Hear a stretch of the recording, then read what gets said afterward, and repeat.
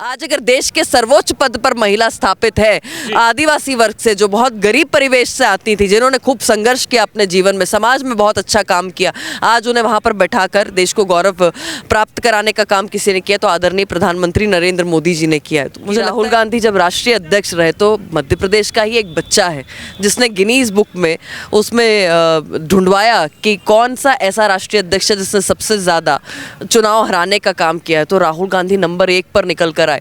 और जो झूठे वादे मध्य प्रदेश में करके गए थे, आज चेहरा दिखाने लायक नहीं बचे हैं राहुल गांधी। सनातन को समाप्त करने के लिए तो रावण भी आया पर अहंकार समाप्त हो गया, औरंगजेब बाबर भी आए, कहाँ गए, खत्म हो गए, इस प्रकार के कई आक्रांता आए। अब ये राहुल गांधी हो या फिर इनके तमाम सारे जो अलग अलग नेता हैं, उदयनिधि से लगाकर खड़गे जी तक, ये सब जो है इनका चरित्र और इनका मूल सामने आ रहा है देश के। और मध्य प्रदेश की धरती तो भाग्यशाली रही है कि प्रधानमंत्री जी का नेतृत्व और उनका सानिध्य लगातार मिलता है। यहाँ पर महिलाओं में खासा उत्साह है कि 33% का आरक्षण जो प्रधानमंत्री नरेंद्र मोदी जी लेकर आए हैं, वो हर दिल से कह रही हैं कि प्रधानमंत्री जी आप जुग जुग जियो, आपको हमारी उम्र लग जाए, आपने हमें सामाजिक तौर पर, राजनीतिक तौर पर, आर्थिक तौर पर सशक्त करने का काम किया है। और ये क्षण तो वाकई ऐतिहासिक है क्योंकि प्रधानमंत्री जी नारी शक्ति अधिनियम लेकर आए हैं, अच्छों की बोलती बंद करा दी और सबको समर्थन में लाकर सामने खड़ा करना पड़ा। क्या कहेंगी, लेकिन कांग्रेस तो लगातार टारगेट बना रही है कि इसमें आरक्षण कीजिए, ओबीसी आरक्षण कीजिए, इसमें ये आरक्षण कीजिए, ये जो आप बिल लेकर आए तो सोनिया गांधी जी कह रही हम लेकर आ रहे थे, मोदी जी ने कौन सा तीर मार दिया। देश की सबसे पुराना दल जो है वो आज कांग्रेस पार्टी है। और मैं ये मानती हूँ कि इंदिरा जी पहली महिला प्रधानमंत्री रही, सोनिया गांधी को राष्ट्रीय अध्यक्ष बना दिया कांग्रेस पार्टी ने, प्रियंका गांधी को महामंत्री बना दिया, बाकी जो उनकी कार्यकर्ता पदाधिकारी हैं उन्हें किसी लायक नहीं समझा।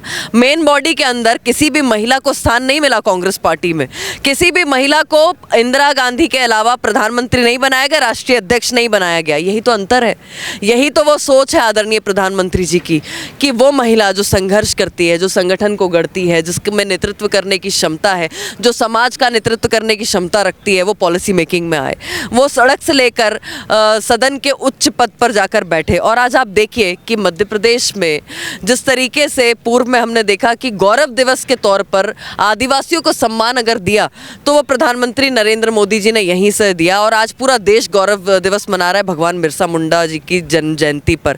आज अगर देश के सर्वोच्च पद पर महिला स्थापित है, आदिवासी वर्ग से, जो बहुत गरीब परिवेश से आती थी, जिन्होंने खूब संघर्ष किया अपने जीवन में, समाज में बहुत अच्छा काम किया, आज उन्हें वहां पर बैठाकर देश को गौरव प्राप्त कराने का काम किसी ने किया तो आदरणीय प्रधानमंत्री नरेंद्र मोदी जी ने किया है। तो कांग्रेस पार्टी केवल परिवारवाद के लिए, पूंजीवाद के लिए, अपने किस तरीके से डायनेस्टिक पॉलिटिक्स को आगे ले सके उसके संरक्षण के लिए चल रही थी। यहाँ तो आम व्यक्ति जो संघर्षशील है उसको आगे बढ़ाने का काम भारतीय जनता पार्टी की सरकार ने किया है, आदरणीय प्रधानमंत्री नरेंद्र मोदी जी ने किया है।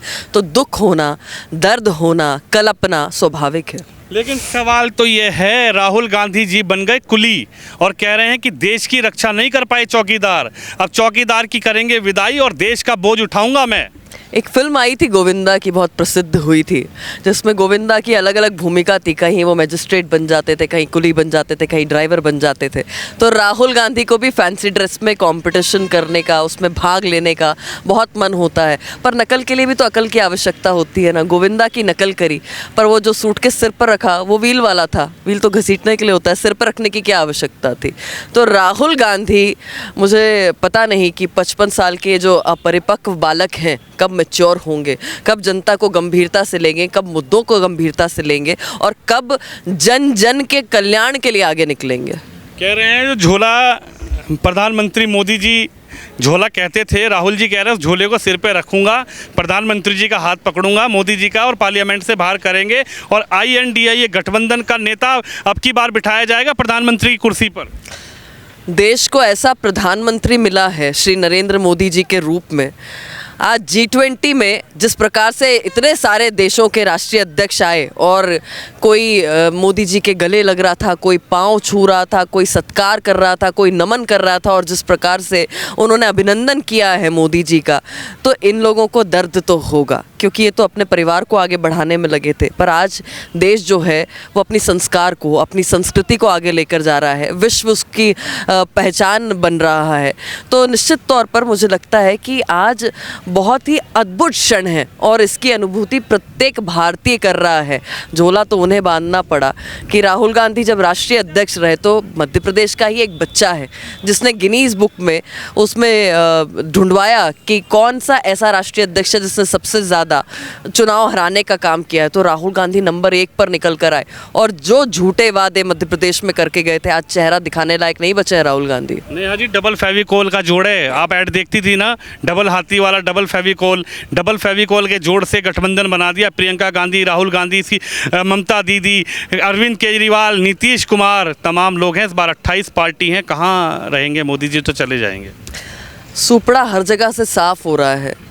ये इंडी अलायंस जो है ये अपने आप को बचाने के लिए, अपने परिवार को बचाने के लिए, अपने भ्रष्टाचार को बचाने के लिए एकजुट हुए हैं।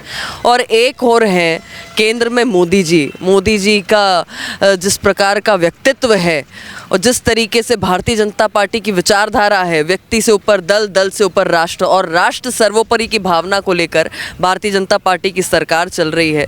दूसरी ओर स्वार्थ की राजनीति वाले एकत्रित हो रहे हैं। आज जब से मोदी जी केंद्र में आए हैं तब से आप देखिए कि 370 जो ये कहते थे कभी नहीं हटेगी, उसको हटाकर गौरव प्राप्त करवाया है। आज अखंड भारत के तौर पर देश वापस से अपने आप को महसूस कर रहा है। श्री राम मंदिर जब बनने जा रहा था, राम जन्मभूमि में रोड़ा अटकाने का काम जो लोग कर रहे थे, आज उन्हें घुटने टेकने पड़े हैं। आज वो अपने आप को हिंदू साबित करने में लग गए हैं और दूसरी ओर अपना अलग प्रोपेगेंडा चलाते हैं। आज जो लोग बार बार मजाक उड़ाया करते थे इस देश का, जिस प्रकार से देश के संस्कार संस्कृति का उन्हें घुटने टेकना पड़ रहा है, क्योंकि पूरी दुनिया यहाँ पर सत्कार करने के लिए, नमन करने के लिए भारत में आ रही है। अंतर बहुत स्पष्ट है विनोद जी, और इसको बहुत गंभीरता से देख रही है जनता, समझ भी रही है। आप राम मंदिर की बात कर रही हैं, वो कह रहे हैं सनातन डेंगू है, मलेरिया है, बुखार है, बीमारी है। सनातन को समाप्त करने के लिए तो रावण भी आया पर अहंकार समाप्त हो गया, औरंगजेब बाबर भी आए, कहाँ गए, खत्म हो गए। इस प्रकार के कई आक्रांता आए। अब ये राहुल गांधी हो या फिर इनके तमाम सारे जो अलग अलग नेता हैं, उदयनिधि से लगाकर खड़गे जी तक, ये सब जो है इनका चरित्र और इनका मूल सामने आ रहा है देश के। और एक बात बहुत स्पष्ट समझ लीजिए कि सनातन वो है जब मंदिरों में घंटियां बजती हैं तो उसके बाद सर्वप्रथम सुनाई देता है कि विश्व में शांति हो, अधर्म की हार हो, धर्म की जीत हो, विश्व का कल्याण हो। एकमात्र ऐसा धर्म है जो विश्व कल्याण की कल्पना करता है। अपने अपने हमारे तुम्हारे तो सब करते हैं, पर विश्व की अगर कोई शांति, विश्व में अगर उन्नति, तरक्की, सद्भावना की बात करता है तो वो सनातन है। लगता है कि अब की बार मोदी जी की वापसी हो रही है। देखिए, मोदी जी की वापसी का तो प्रश्न नहीं है। मोदी जी यथावत हैं, आज प्रधानमंत्री हैं, कल भी बनने वाले हैं, आगे भी रहने वाले हैं। ये वापसी तो उन लोगों की है जो ख़त्म हो चुके, जो जिनकी समाप्ति हो चुकी है, जिनके ऊपर Guinness world book of records में नाम आ रहा है। ये वापसी तो उन्हें सोचने की आवश्यकता है। चलिए, हमारे साथ नेहा बग्गा जी हैं, जिनका ये कहना है कि जिस तरीके से राहुल गांधी अब कुली बने हैं, उस कुली के स्वरूप को लेकर भी नेहा जी ने बताया कि गोविंदा जो हैं वो नए नए रूप दिखाया करते थे और शायद राहुल गांधी भी फिल्मों में एक्टिंग देखने के बाद यही कुली की एक्टिंग करते हुए नजर आ रहे हैं। आप इस खबर पर, इस वीडियो पर अपनी राय जरूर रखिए। कैमरामैन शिवम यादव के साथ विनोद शर्मा, भोपाल से।